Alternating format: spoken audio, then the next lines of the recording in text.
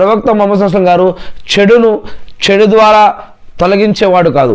ప్రవక్త ముహమ్మద్ సల్లం గారు చెడును కూడా మంచి ద్వారా తొలగించేవారు. ప్రవక్త ముహమ్మద్ సల్లం గారు అతడు క్షమించేవాడుగా ఉన్నాడు. ప్రవక్త ముహమ్మద్ సల్లం గారు చెడు చేసే వారి కోసం కూడా ఆయన అల్లాహ్ని క్షమాపణ కోరేవారు.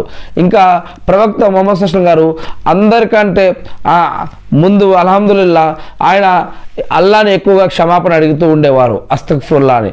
మరియు ప్రవక్త ముహమ్మద్ సల్లం గారు అంధకారం చీకటిలో ఉన్న వారికి, అజ్ఞానంలో ఉన్నవారికి, మూఢనమ్మకాలలో ఉన్నవారికి, అక్రమం అన్యాయం చెడు అలవాట్లు కలిగిన వారికి ఒక రుజుమార్గాన్ని చూపించడం కోసం, దైవం వైపు దేవుడి పట్ల భయం గురించి తెలియజేయడం కోసం, ప్రళయ దినం, తీర్పు దినం, జడ్జిమెంట్ డే గురించి తెలియజేయడం కోసం ఆయన వచ్చినారు. ఆయన అహర్నిశలు దీని గురించి ప్రయత్నిస్తూ ఉన్నారు.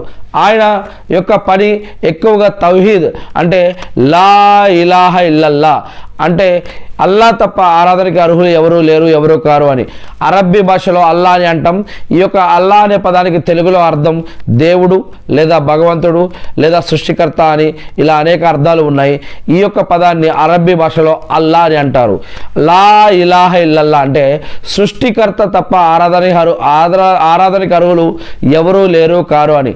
దీనిని అరబ్బీలో అల్లా తప్ప ఆరాధనకి అర్హులు ఎవరూ లేరు కారు అని. అంటే దీని యొక్క అర్థం సృష్టించిన వాడిని ఆరాధించాలి, ఆయన సృష్టించిన వాటిని కాదు అని. సృష్టించిన సృష్టికర్తను ఆరాధించాలి, ఆయన ద్వారా సృష్టింపబడ్డ వాటిని కాదు, ఆ సృష్టికర్తను ఆరాధించాలి అనేది ఈ యొక్క లా ఇలాహ ఇల్లల్లా యొక్క అర్థం అన్నమాట. ఈ యొక్క వాక్యం ద్వారా ఆయన అనేక అద్భుతాలు మరియు దేవుని యొక్క సహాయం ద్వారా ఆయన చేయగలిగారు ప్రవక్త ముహమ్మద్ సల్లల్లాహు అలైహి వసల్లం గారు. ప్రవక్త ముహమ్మద్ సల్లల్లాహు అలైహి వసల్లం గారు ఆయన అబ్దుల్లా బిన్ అబ్దుల్ ముత్తలిబ్ యొక్క కుమారుడు. ఈయన ఒక మానవుడు, ఈయన యొక్క ప్రవక్త, ఈయన అల్లా యొక్క దాసుడు.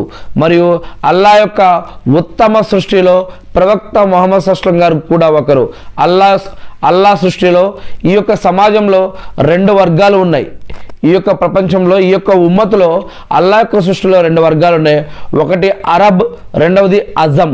ఈ యొక్క అరబ్ తెగ నుంచి అత్యుత్తమమైన తెగల్లో అరబ్ తెగ ఒకటి అని, ఈ యొక్క అరబ్ తెగ నుంచి ప్రవక్త ముహమ్మద్ సల్లం గారు రావటం జరిగింది. ఈ యొక్క అరబ్బుల్లో అనేక వంశాలు, జాతులు, తెగలు ఉన్నాయి. వీటిల్లో అత్యుత్తమమైనటువంటి తెగ ఏమిటి అంటే ఖురైష్ తెగ. ఈ యొక్క ఖురైష్ తెగ నుంచి ప్రవక్త ముహమ్మద్ సల్లం గారు రావటం జరిగింది. ఈ యొక్క ఖురైష్ తెగలో బనీ హాసిం అనేటటువంటి వంశం ఉంది, ఈ ఉత్తమ వంశం. ఆ యొక్క ఉత్తమ వంశం నుంచి ప్రవక్త ముహమ్మద్ సల్లం గారు రావటం జరిగింది. బనీ యొక్క